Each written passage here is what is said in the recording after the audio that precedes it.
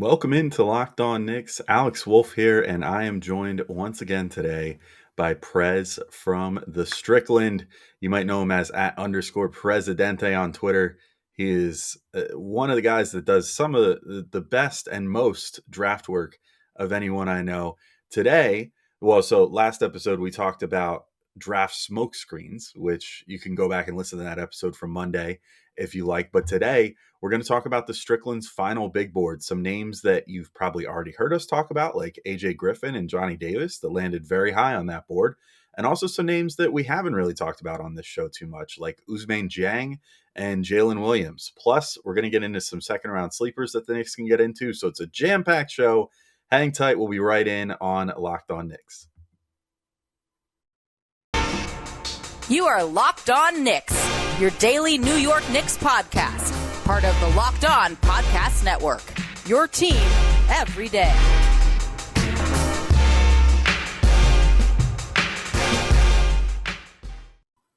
All right, welcome into Locked On Knicks. I want to thank you guys for making Locked On Knicks your first listen today and every day, whether you're checking us out on your favorite podcast platform or you're checking us out on YouTube these days. We really appreciate you guys making us a part of your daily routine. And it means a lot, especially this time of year where we have so much stuff coming out for you guys and it really seems to be resonating. So we really appreciate that. Feel free to drop us a comment too. If you like the pod, agree with the pod, disagree with the pod, whatever.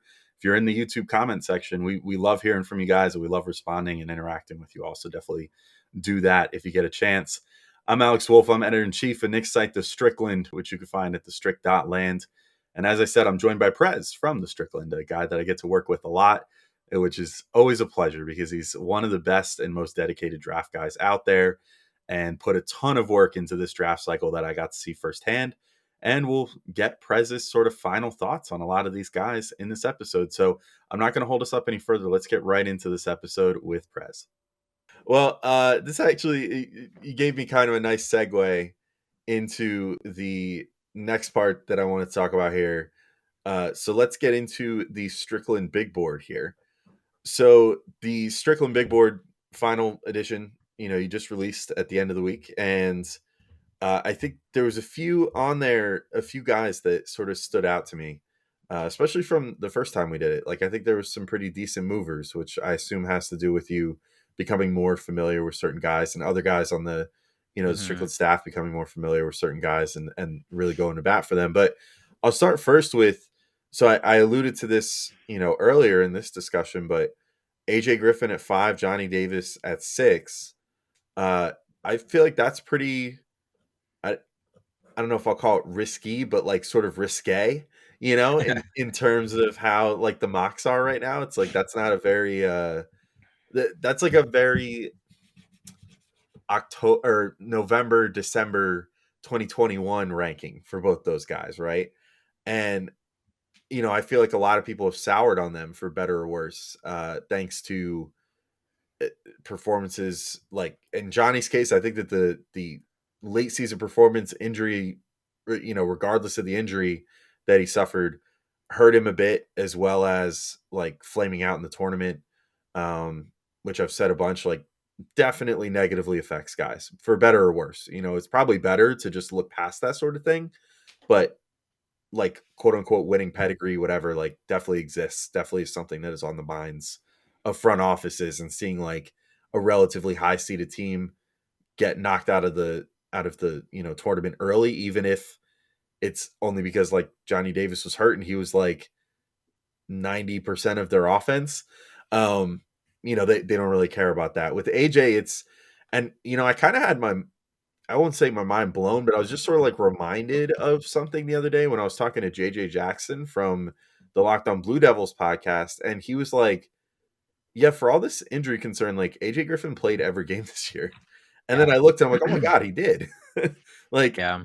To hear people talk at this point, it almost, it's almost like, oh man, he's, you brought up Michael Porter Jr.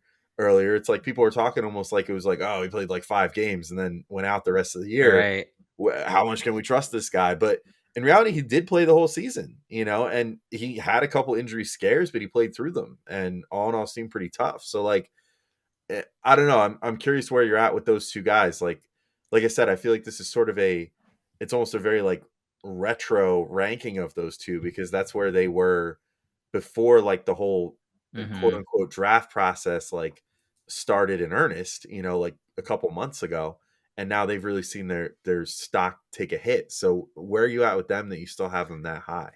Yeah. So with AJ, it's like there's no way I from my couch can know the depth of the medical stuff for better or for worse, right? Like he played every game, but this isn't he has a history of injuries that have caused him to miss time. None of them are as severe, are like a singularly severe, like destroyed ACL or like back surgery or something like that, like with Porter Jr., or like a foot surgery for a big man or something like that.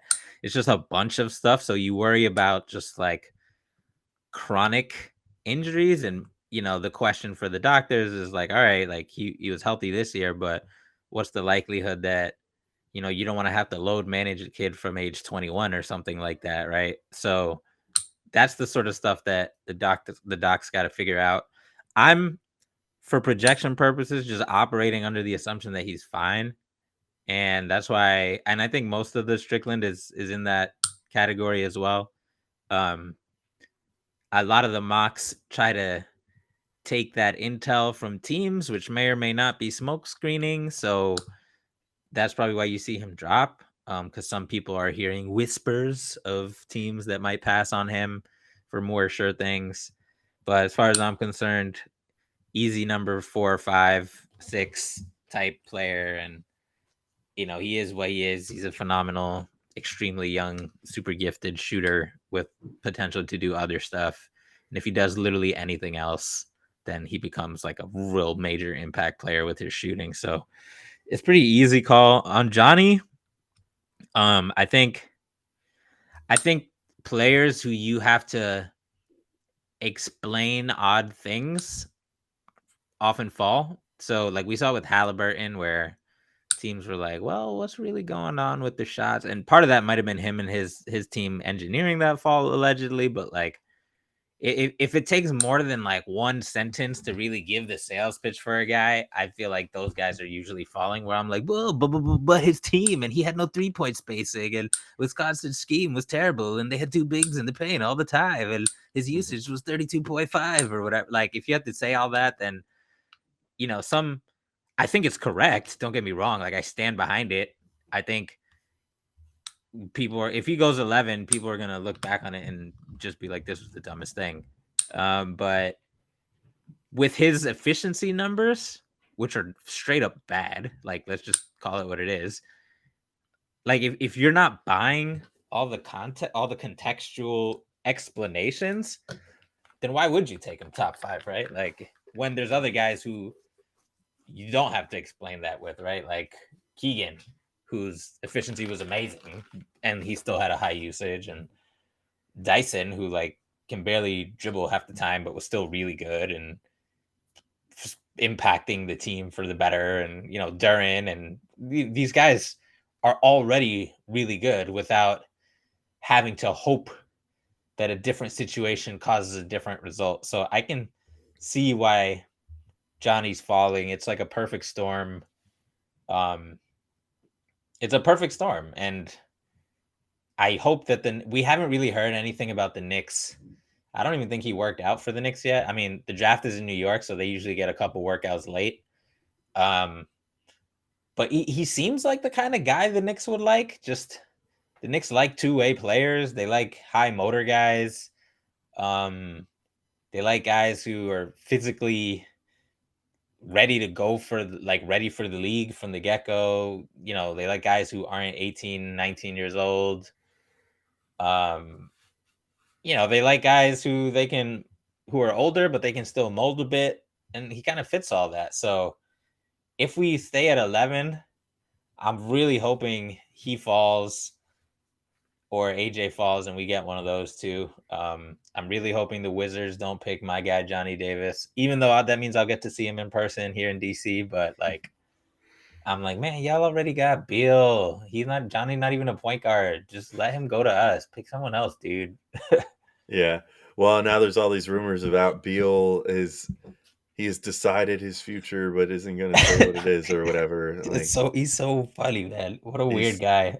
he's a bizarre dude. All right, I'll be right back in talking with Prez, including talking about some prospects we haven't really talked about too much on this show to date in Ousmane Dieng and Jalen Williams. So interesting discussions to be had there before we get into some second round sleepers later. But first, I got to let you guys know today's episode is brought to you by Bet Online. BetOnline.net is your number one source for all your betting needs and sports info. Find all the latest sports developments, league reviews, and news, including this year's NHL playoffs and Major League Baseball. BetOnline is your continued source for all your sports wagering information, including live betting, esports, and scores. And BetOnline.net remains the best spot for all your sports scores, podcasts, and news this season. BetOnline.net is the fastest and easiest way to check in on all your favorite sports and events, including the MMA, boxing, and golf.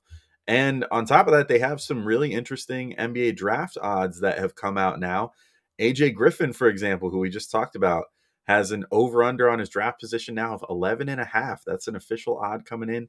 I don't know. I think I might actually bet I guess you're considering sooner to be the over there. I would bet that he gets picked sooner than that, to be completely honest, because I don't think he's going to make it past the Knicks, who are at 11. Dyson Daniels, breaking my heart, is at a 7.5 now. And Jalen Duren is at a 10.5. That one's really interesting. I'm curious if that means they think that Washington is sort of the breaking point with all the discussion going on about Washington potentially trading the pick. Who knows what's going to happen there?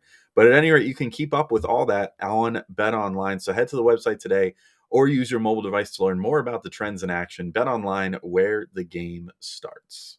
But speaking of guys that are your guys, another guy who is quite high in the Strickland big board ranking, which I assume has a decent amount to do with your placement of him. Although I think you've talked a lot of people into him, including me, is Ousmane Dieng at number 12 from the NBL New Zealand Breakers. You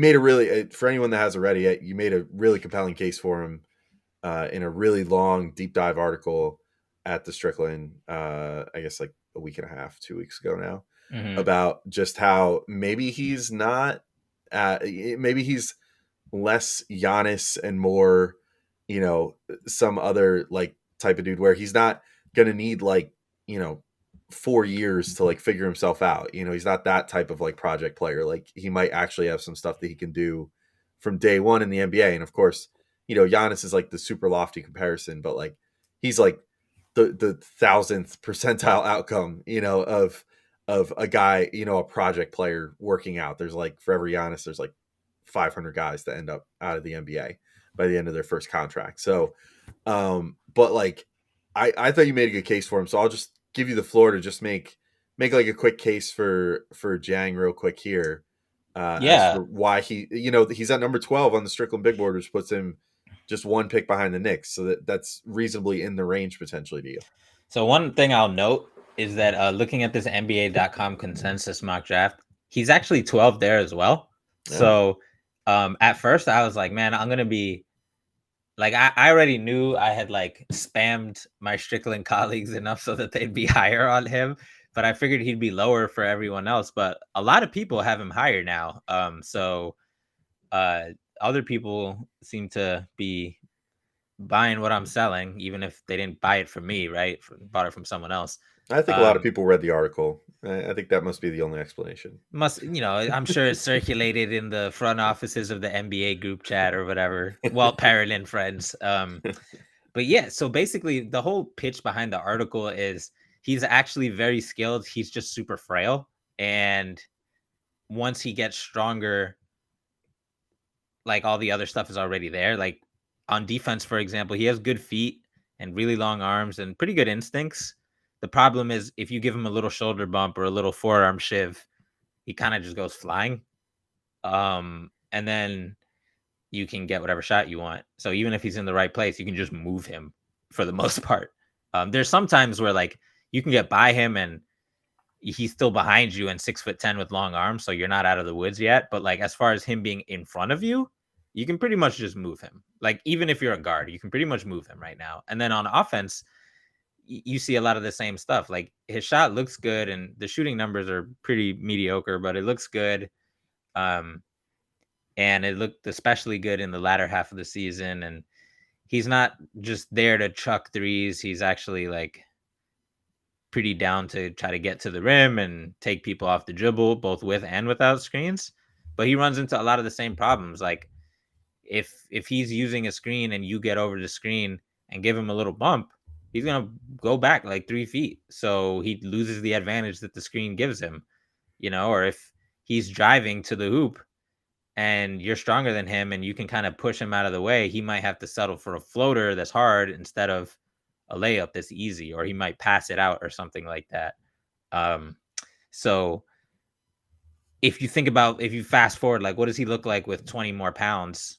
Then he can already do all of these things. His handle is good enough to get to the hoop, and his shot is already good enough to go in, and his defense, he has the right ideas on defense. He just can't physically do the things that he's trying to do yet. So, like, this isn't a question to me of can you make his jump shot better or can you make him jump higher or anything like that. It's just can you get him to work out for a year and eat a lot, which is something that you don't need to be an NBA front office to figure out how to do. People around the world do that all the time, so it's pretty easy. So I think teams are realizing like he's young, but if you can spare a year or 2 years of physical development and you don't even have to play him. You can put him in the G League or whatever. Like it's fine. As long as you know what you're getting from him or not getting, because if you're not depending on him for helping you contend or something like that, then you can pick him.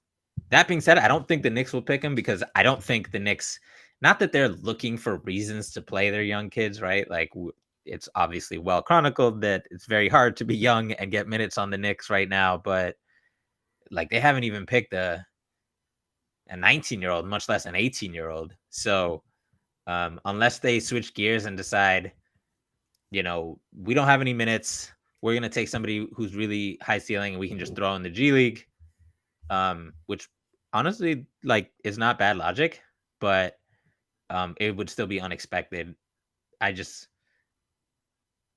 Even though they don't promise these guys minutes, I think they like to have guys who they know will be ready if their name is called, right? That's the big thing that Tibbs always says. He gives us a lot of BS cliches, but I think he's serious when he says, like, we want these guys to compete and practice and be ready. And that's what he did with IQ, and that's what he did in Grimes. Like, he should have played those guys earlier, but when injuries and COVID forced Tibbs' hands, he called these guys to play and they were ready. And if that happens with Dieng, he's probably not going to be ready. At least not early. All right, I'll be right back in to finish up with Prez, but first, I got to remind you guys, today's episode is brought to you by Built Bar. You know how our friends at Built are always coming out with amazing new flavors? Well, this time, Built has truly outdone themselves with their new Mud Pie flavor. And for the first time ever, Built is introducing the new Mud Pie flavor in both a Mud Pie Bar and a Mud Pie Puff. If you're not sure what mud pie tastes like, well, if you're a chocolate fan, you better sit down. The new Mud Pie Bar is rich whipped cream and chocolate mousse smothered in 100% real chocolate and topped with a cookies and cream crumble. It's delicious. I got to give it a try myself recently, and it instantly became one of my favorite flavors. As someone who's been in love with the cookies and cream Built Bars for forever, it's like the next step up from that. You've got to try Mud Pie as soon as possible, and you need to hurry because the Mud Pie Bar and the Mud Pie Puff are only available for a limited time. So visit Built.com to taste the deliciousness for yourself.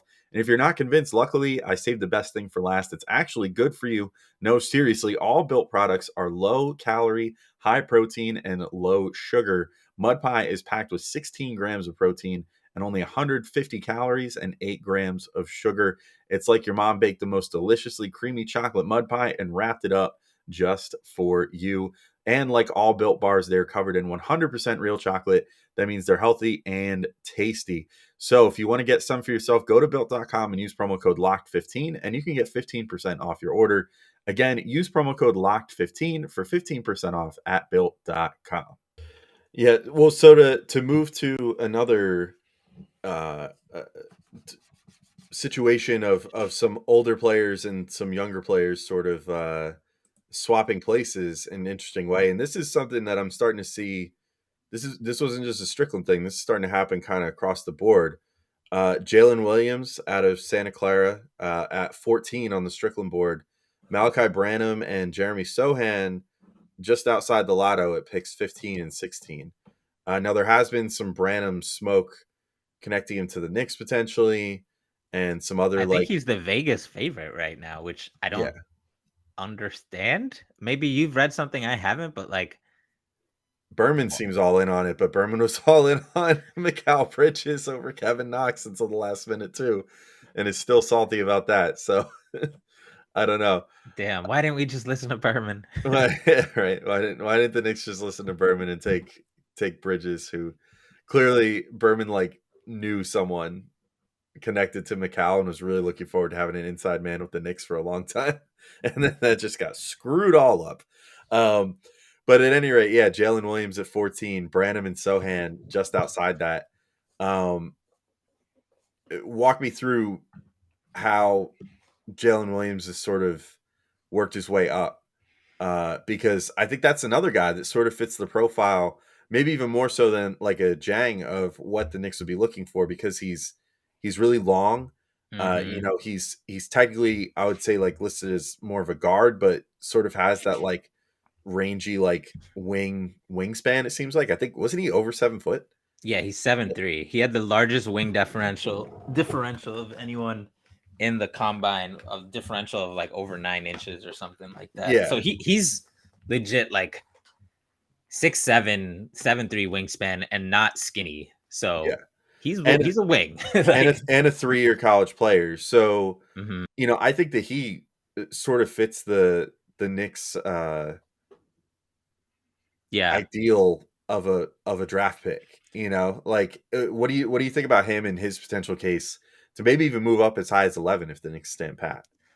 Yeah, I think it's possible. We heard that so in the combine, he had all these measurements and then he graded out really well on some of the athletic tests, which was a surprise because if you watch him, he doesn't come across as unathletic, but he doesn't come across as particularly athletic as well. But then he had like a 39-inch vert, and it wasn't just that. He killed like the 3/4 court sprint and the shuttle drill as well. So he's clearly been putting in work in the off season or whatever. And his whole, I'll give like the super quick version of he's had a weird amateur career. So he, as a junior, he was 5'10" and didn't have no offers. Then he grew like 7 inches or something like that. Got some offers as a senior. Finally went to Santa Clara. Whatever, as a rookie. Sophomore year was COVID year. They played not in Santa Clara, but I want to say in Santa Barbara or Santa Cruz or one of the other beautiful places in California where they can do basketball, I guess. And they lived out of a hotel. And so it was a weird year, like it was for a lot of teams, but basically it wasn't a great situation for him or anyone else on the team. And then his third year, that's this year, and he broke out. He had over, he scored 18, 4-4, 60, over 60 true shooting, 40 from 3, 50 from the field, some ridiculous highlights.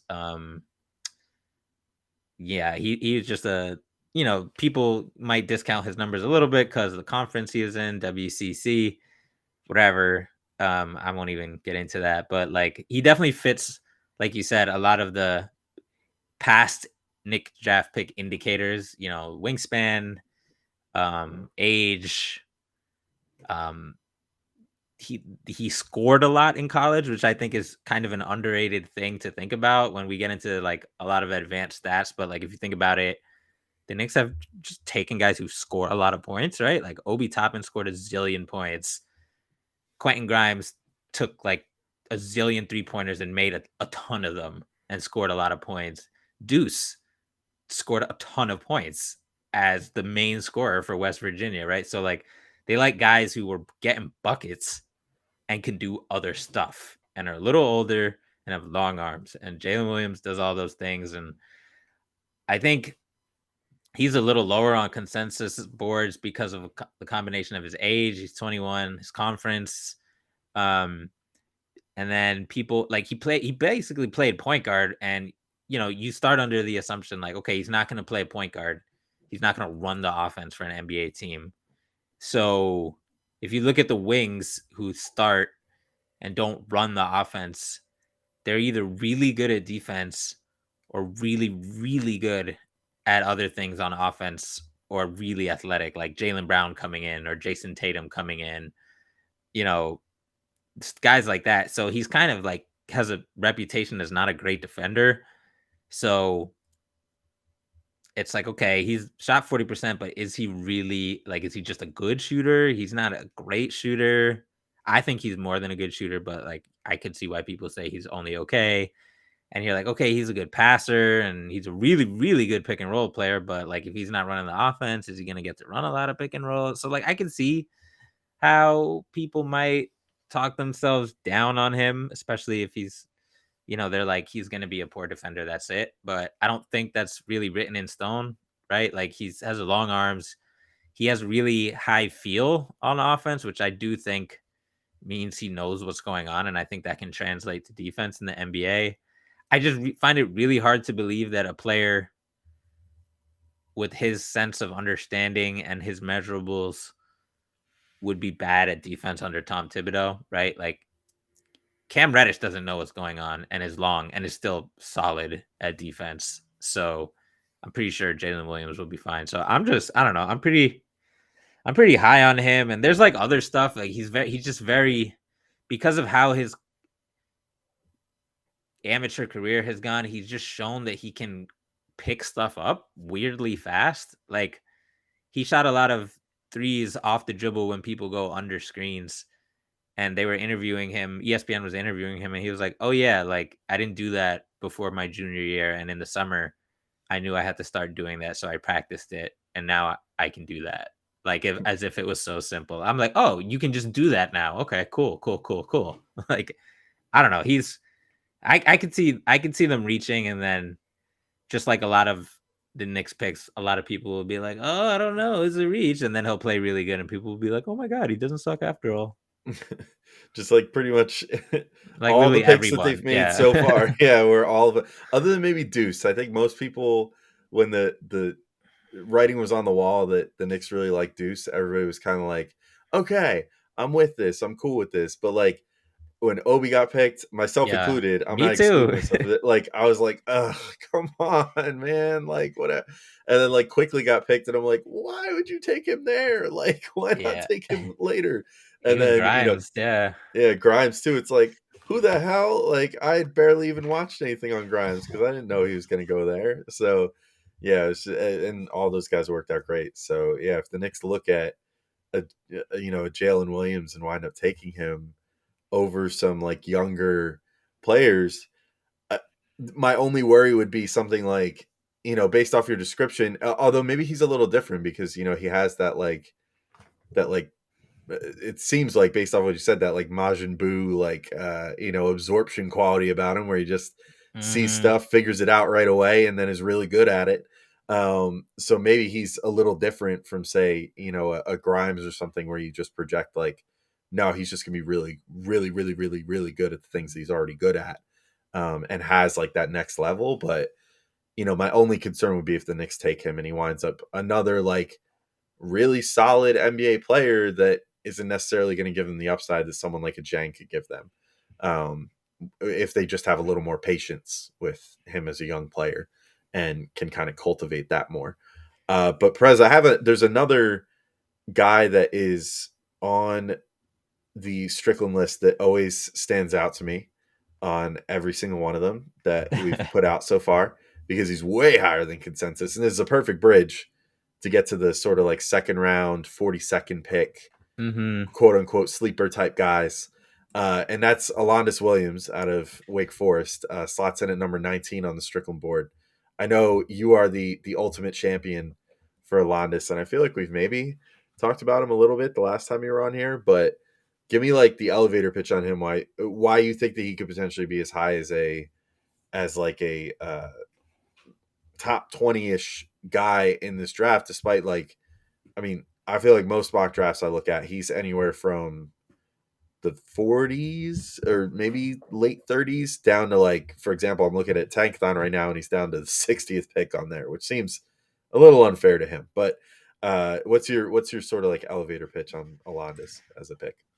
So the only guys in the first round or in the draft who had more made shots at the rim than him are Paolo Banchero, he of the 6'10", 250-pound offensive engine package, and Mark Williams of the 7'2", 7'9" wingspan, dunker's delight,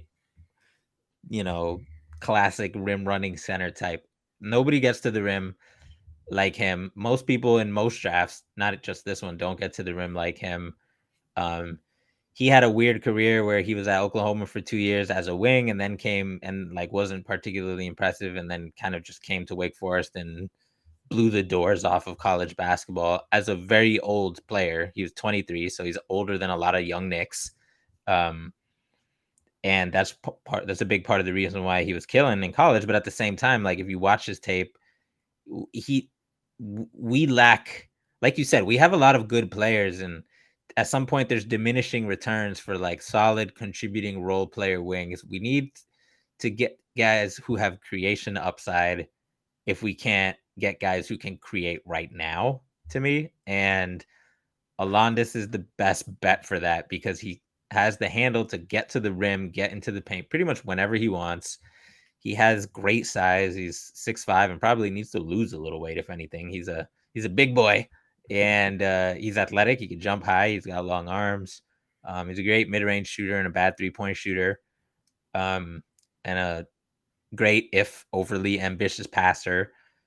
And to me, it's like if you're willing to roll the dice on Deuce and Rokas, Alondas is the same kind of bet. You're hoping one of these guys who one of these ball handlers pops basically, and he's so good. He was one of the best isolation players in college, and just the combination of getting into the paint whenever he wants and being able to dunk, being able to finish with both hands, and being able to make his team better through passing is just a really easy fit on our team as a flyer. So we have him, what is it, 19, 20?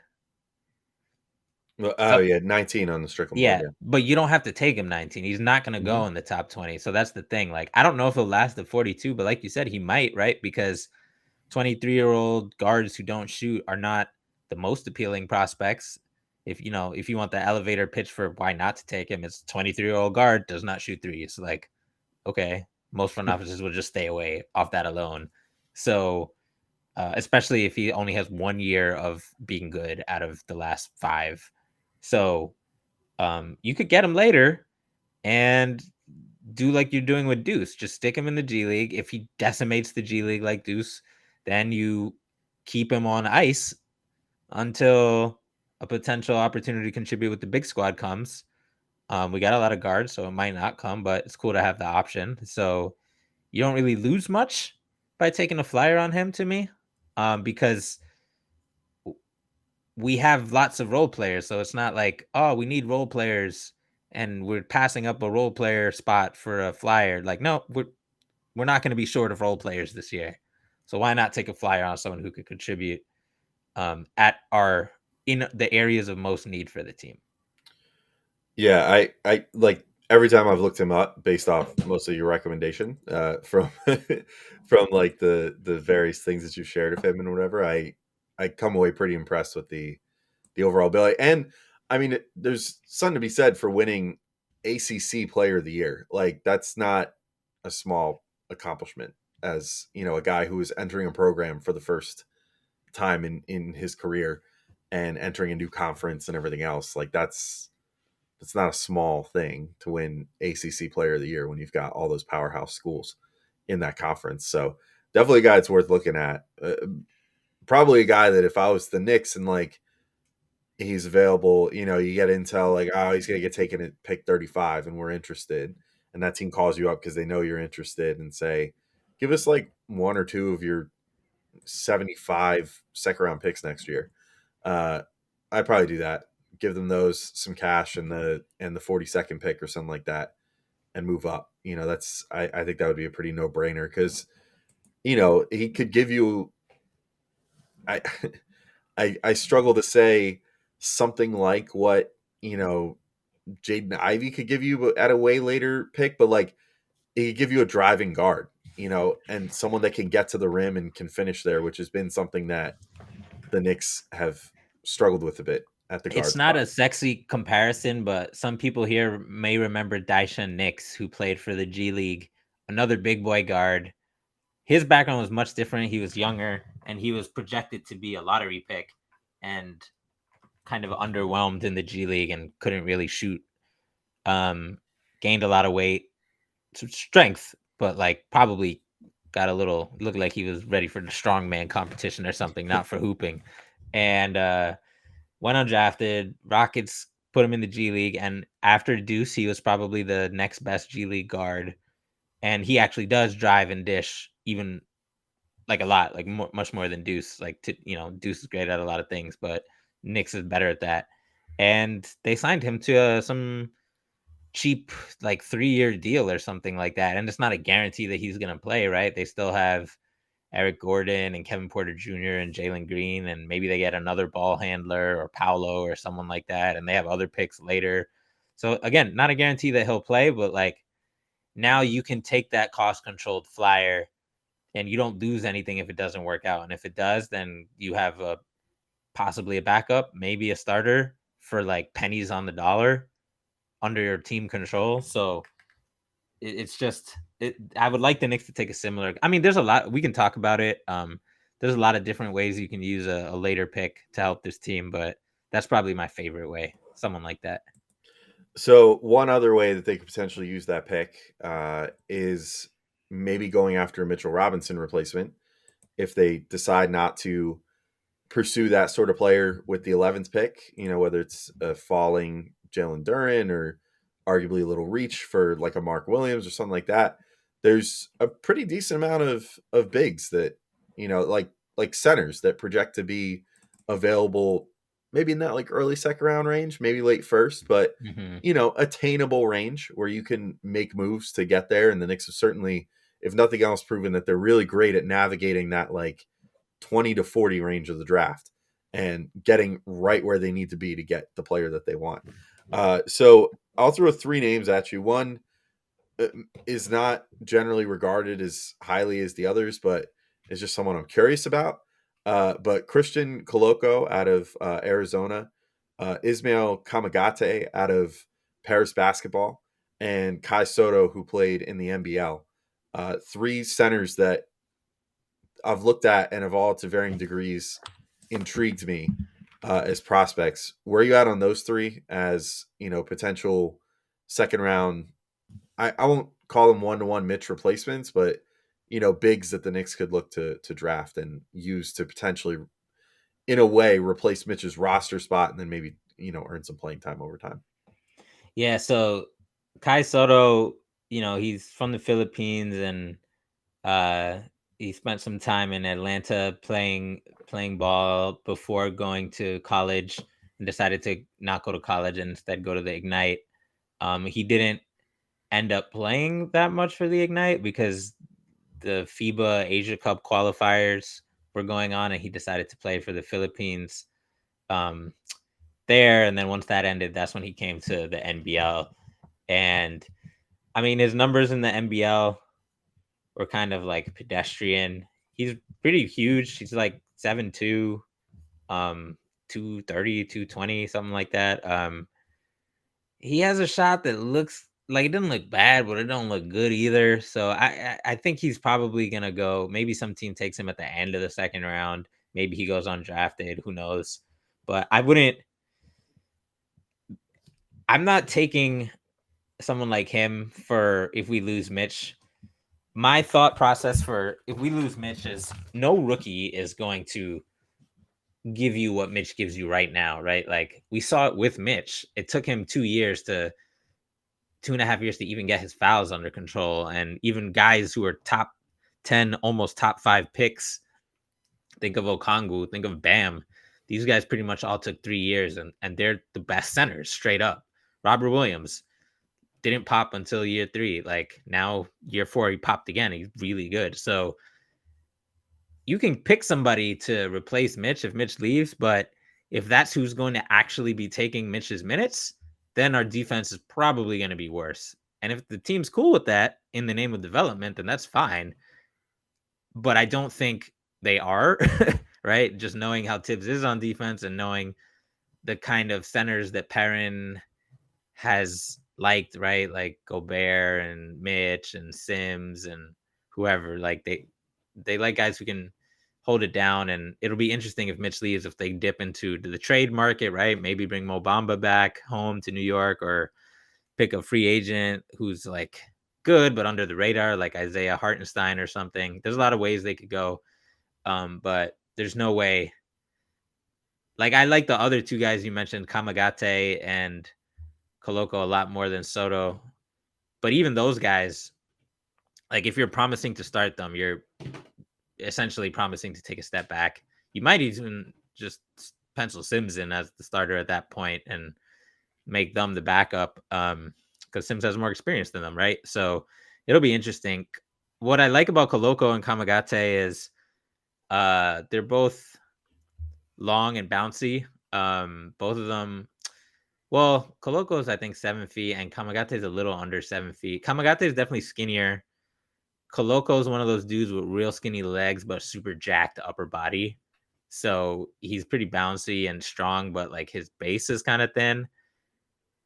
They can both shoot, sort of. They can both hit free throws like 75%. They can both hit mid-range shots.